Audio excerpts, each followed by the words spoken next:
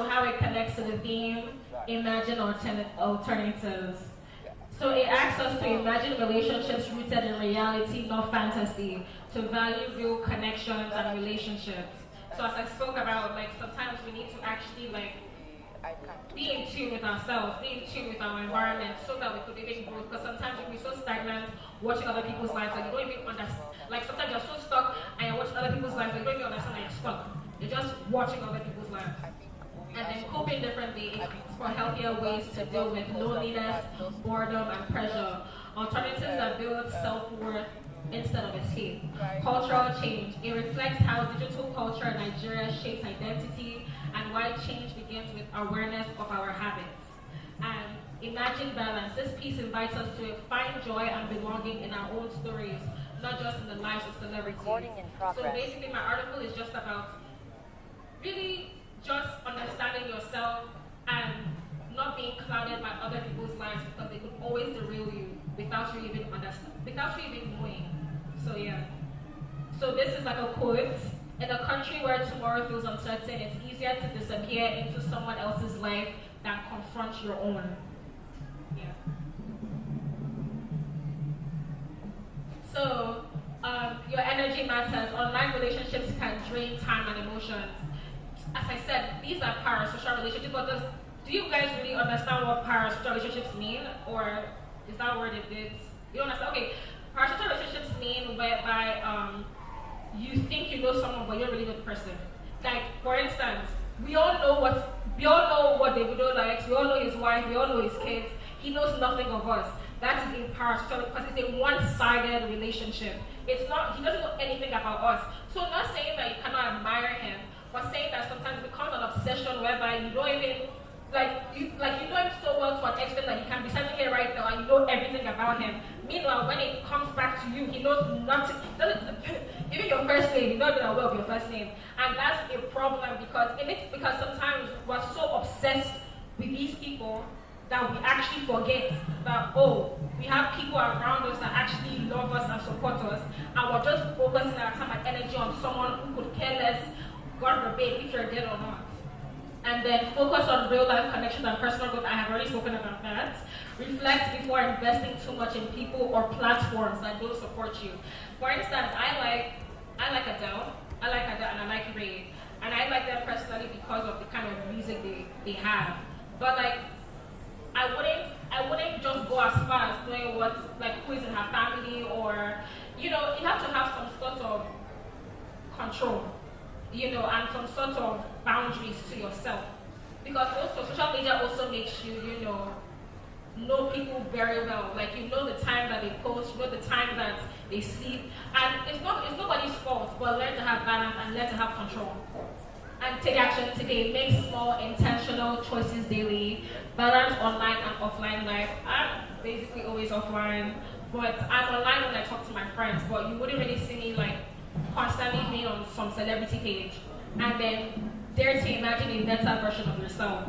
You have to also, in as much as we admire these people, we have to also use whatever we see to embed it in ourselves so that we can at least grow. Not that we're in one position and just watching them and they're growing and we're still in the same position. So my question for today is, what would you change? It's a very, dynamic question, but I want to just know, what today would you think what today can you change in terms of my article, in terms of social media? Any questions? Any contributions, I mean? You again. Okay, cool, yeah, sure. Any other person like to contribute? You? Okay. You? Okay, cool. Okay. Alright, cool. Hi again. So one thing I would like to change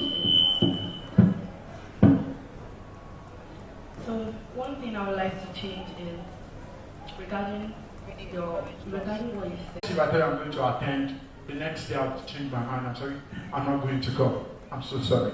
I'm not going to go. And that is, my friend used to say, you see, going to clubs, going to parties would help you connect with people. But I'm like, nah, I can connect with people in my room, right? I can connect with people when I just see randomly during the day. But now I try to hold long conversations with people because I get tired of long conversations. When I start talking to people, I'm like, oh God, I'm not talking to you again. Do you understand? So I try to change that. Like, so when I get in a long conversation with people, I tend to try and hold it longer, make meaningful contributions to talk, so to make that bond with people. So those are the things I'd like to change going forward to next year. Thank you very much.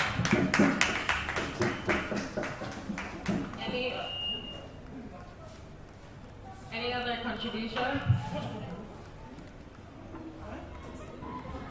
LinkedIn culture compared to people outside, they always say things like see your mates, and I speak on raw feelings that kids have and how years from now it could develop to something worse, because if you have that fear of always being compared, there's no way how being a full-grown adult you will not have worse problems and you will not have those issues grow into something more.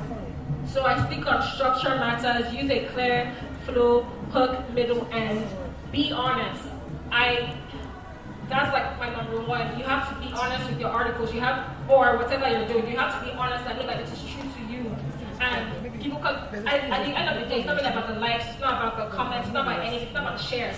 It's about what is real to you, and people will connect with you wholeheartedly. And then practice, refine your stories through writing, reflection, and repetition. Yeah.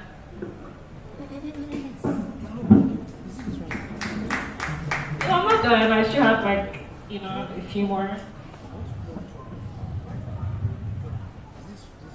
So, in some of my articles, so I don't know if anybody grew up reading Archie books. Did anybody grow up reading Archie? Archie, right? So I don't know if you guys know that, like, for me, I'm a visual person, so I love seeing the photos. That was how I was able to like read it in general. And I think as Gen Z, we kind of have like a short attention span. So in my articles, I use my artwork to kind of like, beautify it and kind of like connect to the readers. So I merge writing with visual artwork. Art sparks ideas and emotion for my articles. Creative visuals help me express what words alone can't. I could have like a painting of something sad. You already know that whatever I'm going to write is going to be about something sad. So that kind of helps you, And observing or creating art opens new perspectives. So as I said, I merge in, artwork. I love galleries. Like that was why I really like every artwork I've seen here has been really inspirational, I guess. I love to merge art with my writing because it's just a good merge. And I just like how it looks. I like how you can express yourself through paintings without words alone. So yeah, I really enjoy art.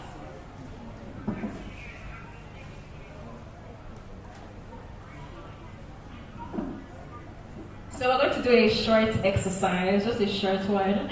So think of a story or experience from your life. Reflect on how it made you feel and share one sentence. So I don't mind starting out. We can go like this. Just one sentence. So think of a story or experience from your life. Reflect on how it made you feel and share one sentence. I would say one sentence I could say is, I felt like I was not being heard. That's the sentence.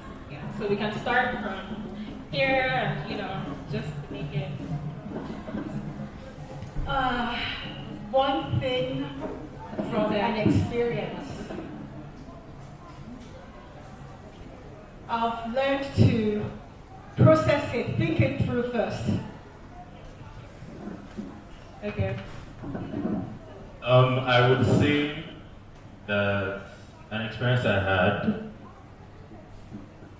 the feeling, if I was to describe it in a sentence, I would say it was very surprising and exhilarating.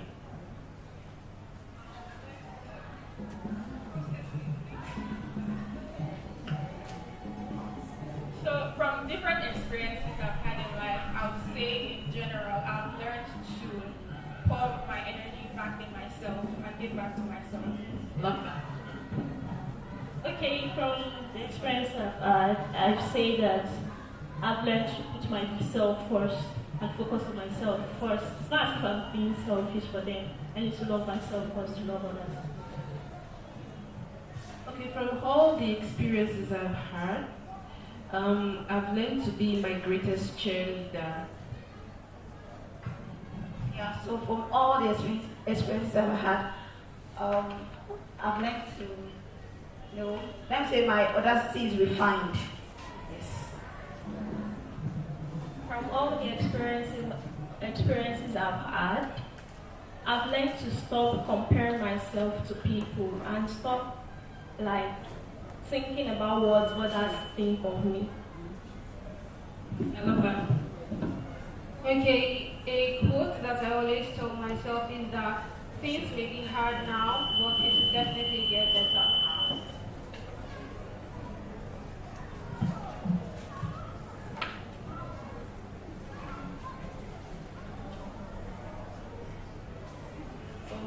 From all the experiences that I've had, I've learned that life comes at you, but you have to, either dodge or face it head on. So for me, the experience that I've had, one lesson I learned was rest is very important. No matter the situation or events that is happening in your life, learn to have time to rest. It's very important. Right, so from my own thoughts, what I could come up with is do it scared, do it afraid, but do it well. Well, from my own experiences, I would say that I have learned to be a better politician than anybody else. Because in life, he who plays the politics of life the best wins. Okay, good afternoon everyone. Well, for me, my experience is going after what I want and being audacious. I mean, if I want something, I get it. So from my experiences, I always remind myself that the journey is always hard, but giving up is never an option. Okay, from my experiences, I have learned to put God first while I'm trying my best. Okay, I'll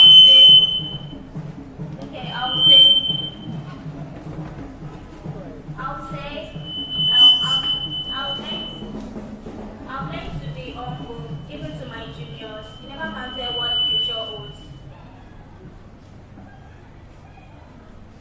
From my experience, I've learned to be positive at all times, no matter how you might be trying and everything seems so tight, but always be positive.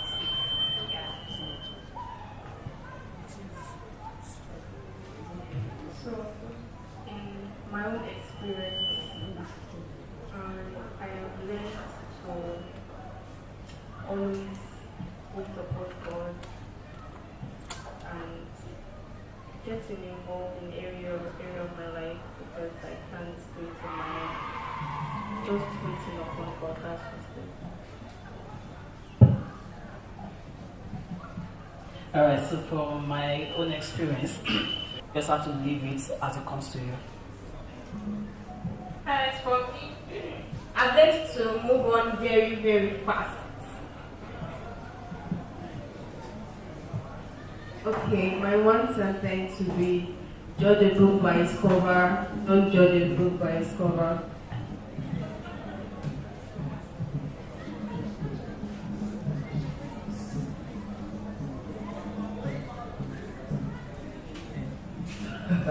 Alright, good afternoon everyone. From my own experiences, I would say life is simple. Do not take everything too hard. Pushing too hard. You can just drop dead anytime. So life is simple.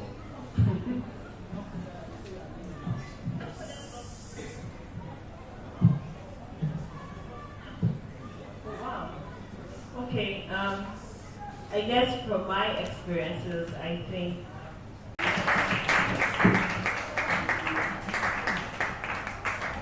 A round of applause for our once again. At least we have taken endorsed today. Thank you, Mr. He said, have a side also. Please, I'm listening that one now. Yes. Mr. Lopwen, what will be? Okay? Alright, written that also. Thank you, everyone. So that will be the end for this session. That will be the part 4 of Ungugu Watigo. Please don't go, you can also join us to be having